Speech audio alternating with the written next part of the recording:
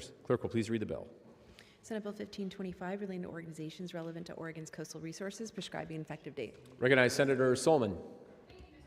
Thank you, Mr. President. Colleagues, I rise today in support of Senate Bill 1525A, which establishes a Blue Economy Task Force to study and strengthen Oregon's coastal economy. Oregon's coastal communities are a cornerstone of our state's identity and our economy. But to truly support them and to help them grow and adapt in the face of mounting challenges, we need a clearer picture of where the opportunities lie and what barriers are in the way. This is exactly what Senate Bill 1525 sets out to do. The bill establishes a Blue Economy Task Force that will bring together a diverse array of stakeholders, environmental organizations, industry groups, research institutions, and members of the Coastal Caucus, all working to support Oregon's coastal economic landscape. We are not the first to take this approach, and that is encouraging.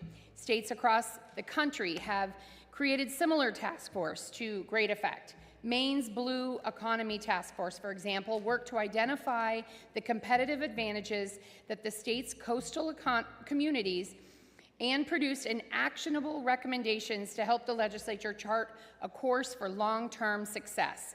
Their final report has shaped the agendas of organizations like the Bigelow Laboratory for Ocean Sciences, helping to direct resources and energy in the most productive directions possible. Oregon can and should do the same. Our Oregon coastal communities face real challenges, but they also hold enormous potential.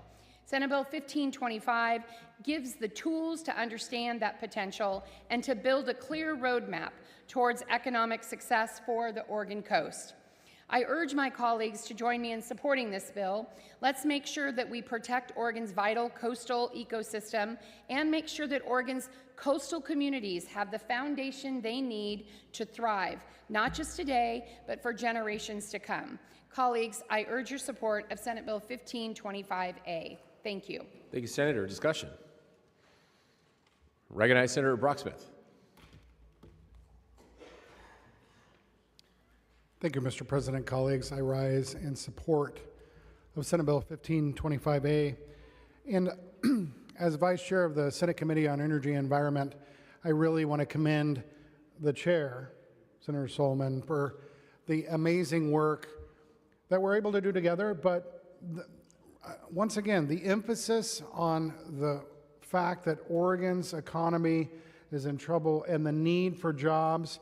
And I'm grateful, as the Vice Chair of the Legislative Coastal Caucus, that you understand this need statewide, as Oregon's blue economy is critically important for the coast. As we heard earlier in courtesies with our crab fishermen here, that's just one small segment of Oregon's coastal blue economy that, as you heard, brings in over $250 million of economic activity across the state. And that is just crab. That is not rockfish. That is not salmon. That is not our oyster farms that rely on our coastal waters. That is not the halibut fisheries, and the list goes on. But the beauty of Oregon's blue economy, as this was learned from the National Caucus of Environmental Legislators, and it was mentioned earlier from Maine, is a fantastic opportunities. We speak about 100% fish, for example, that is happening in Iceland, where you have that cod that comes in, and at the end of that cod, one cod can be worth over $4,000 because every single piece of it is used. One fish. And so, I'm grateful to the chair, to my committee of Senate Energy and Environment for looking at the economic potential of our coastal resources. I'm grateful for the Oregon Legislative Coastal Caucus for their support of this piece of legislation and how it will benefit our coastal communities, and the thousands of small businesses that utilize our ocean as it's placed to generate their economy and take care of their communities. Thank you, Mr. President. Thank you, Sen- vote. Thank you, Senator. Additional discussion. Seeing no one in the queue, Senator Sollman, do you wish to close? She does not. The question now arises upon the third reading and final passage of House Bill 1525A. Those of the opinion the bill should be passed will answer aye as their names are called. All those opposed, no. The clerk will please call the roll. Pham. Brzezowski. Reynolds. Robinson. Brock Smith. Sollman. Starr. Taylor.